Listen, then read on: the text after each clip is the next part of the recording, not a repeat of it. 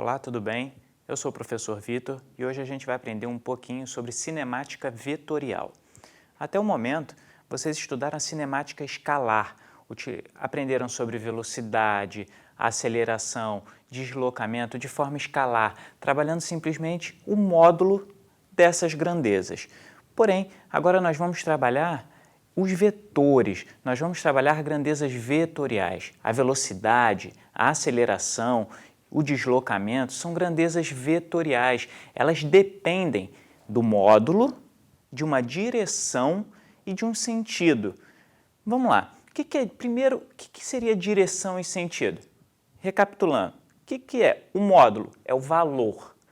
Direção. Direção seria horizontal, vertical, diagonal, ok?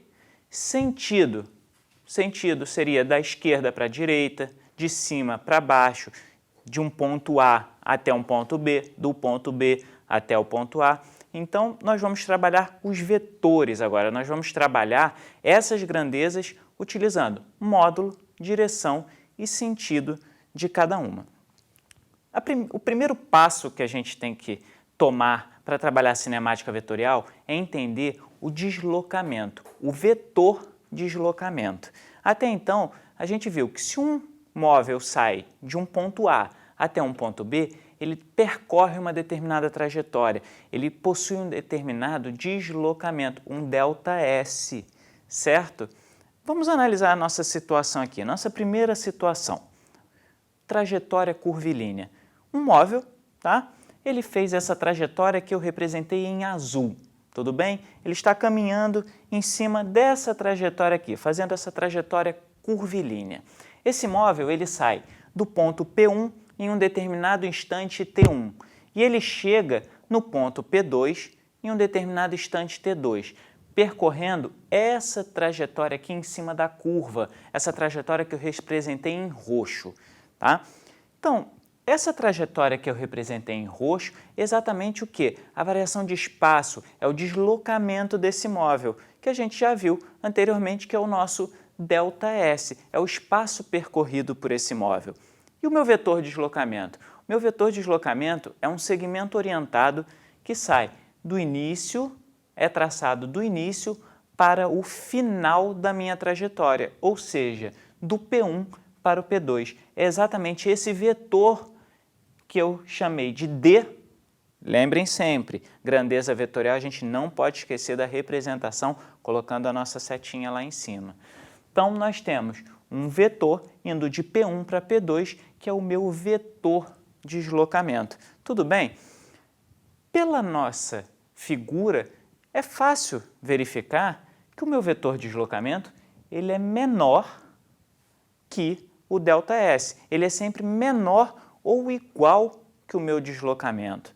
Tudo bem? Então, o módulo do meu vetor de deslocamento é sempre menor ou igual que a variação de espaço, que o ΔS. Vamos analisar o caso de uma trajetória retilínea. Tá? No caso de uma trajetória retilínea, a gente tem o seguinte, um móvel partindo de P1, chegando em P2, saindo de P1 no instante T1, chegando em P2 no instante T2. O meu ΔS é exatamente o deslocamento. Exatamente aqui, ó, o deslocamento de P1 até P2, é a variação do espaço, certo?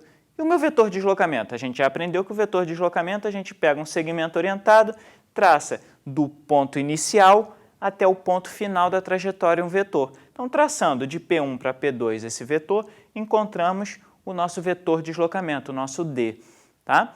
Nesse caso aqui, é fácil perceber o módulo do D, ou seja, o tamanho, o valor, é exatamente igual ao módulo do meu ΔS. Então, numa trajetória retilínea, o módulo do vetor de deslocamento é igual ao módulo do ΔS, da variação de espaço. Tudo bem? Então, apresentei para vocês duas situações. Tá? A situação da trajetória curvilínea, onde o meu vetor de deslocamento, o módulo dele, vai ser sempre menor ou, no máximo, igual ao módulo do ΔS, nunca excedendo o valor do ΔS.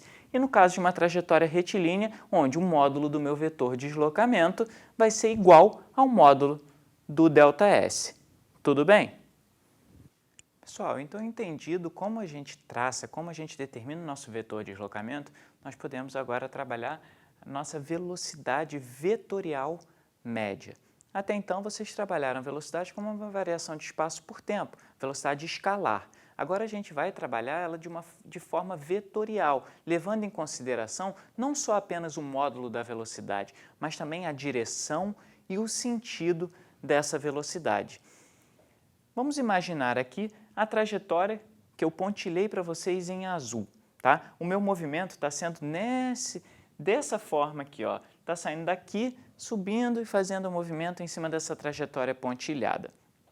Suponha que o nosso móvel agora ele está partindo aqui do ponto P1, seguindo a minha trajetória, chegando aqui em cima no ponto P2.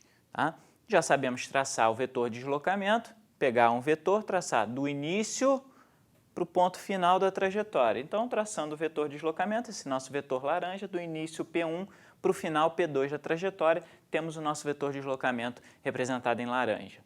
A nossa velocidade vetorial, vamos lembrar o seguinte, velocidade escalar média, como é que a gente calcula a velocidade média? Não é a variação do espaço por tempo?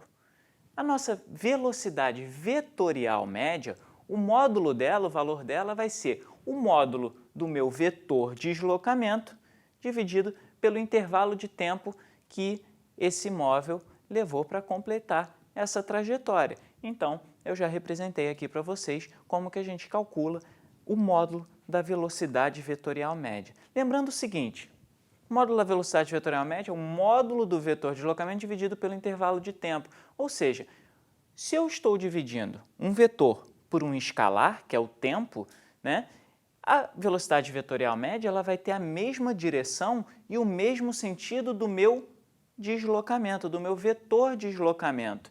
Então, a velocidade vetorial média ela vai ter a mesma direção e sentido do vetor de deslocamento. Vamos lembrar aqui, a gente viu no início da nossa aula que o módulo do vetor de deslocamento vai ser sempre menor ou igual que o módulo do ΔS. E a gente já sabe que a velocidade escalar média é espaço sobre tempo, variação do espaço sobre a variação do tempo, é ΔS sobre ΔT. Se nós sabemos que a velocidade média, escalar média, é ΔS sobre ΔT, e sabemos agora que o módulo da velocidade vetorial média é o módulo do vetor de deslocamento por tempo, nós podemos concluir, a partir disso, que o módulo da velocidade vetorial média vai ser sempre menor ou igual ao módulo da nossa velocidade escalar média. Nunca vai o quê? Exceder o valor da velocidade escalar média. Ok? Para facilitar o entendimento da diferença entre o ΔS, que é o espaço percorrido, e o vetor de deslocamento, eu trouxe um exemplo para vocês. Suponha que um móvel percorra a semicircunferência abaixo, indo de A até B, considerando o raio R da semicircunferência e que o móvel levou t segundos para finalizar o trajeto, determine o vetor de deslocamento e o espaço percorrido pelo móvel. Vamos analisar aqui nossa figura. Temos uma semicircunferência de A até B, de raio R, e o móvel ele vai percorrer essa trajetória aqui por cima da semicircunferência, indo de A até B. Então, como é que a gente vê o nosso vetor de deslocamento? Lembra? Traçando o segmento, traçando o vetor do início para o final da trajetória. Do ponto inicial, A, até o ponto final da trajetória, eu tracei o meu vetor de deslocamento D. E o meu ΔS, o espaço percorrido, é exatamente o espaço que esse móvel percorreu. Nesse caso, exatamente por cima dessa semicircunferência. Vamos então calcular quanto vale o meu ΔS, quanto vale o meu vetor de deslocamento. Meu ΔS, meu espaço percorrido, é exatamente metade do comprimento total de uma circunferência, certo? Sabemos que o comprimento total de uma circunferência é dado por 2πr. Se eu dividir por 2, vai dar exatamente o comprimento de uma semicircunferência. Então, o meu ΔS é πr. Eu mantenho o π ali e o r porque nenhum momento no problema foi dado o valor aproximado de π para a gente poder substituir. E agora, para calcular o módulo do meu vetor de deslocamento, eu vejo aqui, ó, o meu vetor de deslocamento está exatamente aonde? No diâmetro dessa semicircunferência. Então, ele vale exatamente o quê? 2 vezes o raio dessa semicircunferência. Então, mostrei para vocês que o ΔS é π vezes r e o módulo do vetor de deslocamento é 2r. Olhando aqui, nitidamente, o π é aproximadamente 3,14, 15, 16, certo? Então, é 3,14, 15, 16, r. O meu módulo do vetor de deslocamento é 2r. Ou seja, o módulo do vetor de deslocamento está respeitando aquilo que a gente falou anteriormente. Ele é menor que o nosso módulo do ΔS, ok?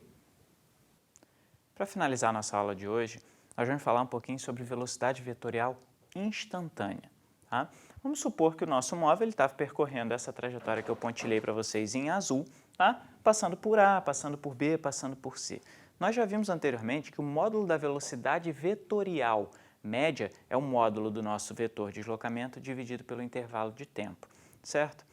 Para calcular a velocidade instantânea, que é a velocidade exatamente em um determinado instante, eu tenho que fazer aquele ΔT da velocidade vetorial média, ele ir tendendo a zero, eu diminuindo cada vez mais o intervalo de tempo, ao ponto que eu consigo calcular a velocidade em um determinado instante, certo?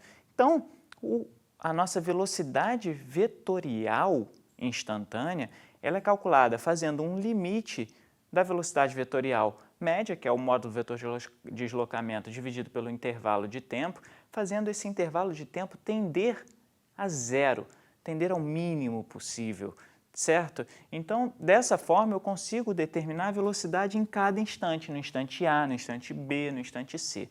A nossa velocidade vetorial instantânea, em cada instante da trajetória, ela vai ser sempre tangente à nossa trajetória. É um pouco diferente do que a gente viu na velocidade vetorial média. Quando a gente calculou a velocidade vetorial média, como a gente estava fazendo simplesmente uma divisão do vetor de deslocamento, do módulo do vetor de deslocamento pelo intervalo de tempo que era um escalar, a velocidade vetorial média tinha a mesma direção e sentido do nosso vetor de deslocamento. Mas agora eu estou tendendo esse tempo a zero. Então, eu estou calculando a velocidade em um determinado instante e não em um intervalo de tempo maior. Então, a nossa velocidade ela é sempre tangente à trajetória. Então, no A, eu determino aqui, traço uma tangente a essa trajetória e vejo qual seria o meu vetor velocidade instantânea. No B é a mesma coisa, a nossa trajetória está indo assim, né? Então, no B, o móvel está vindo nesse sentido aqui, descendo, e o vetor velocidade instantânea vai estar tangente à trajetória no ponto B. Então, esse seria o nosso VB. O mesmo acontece no VC. Traço uma tangente no VC e determino o nosso vetor velocidade instantânea. Tudo bem? Por hoje nós ficamos por aqui.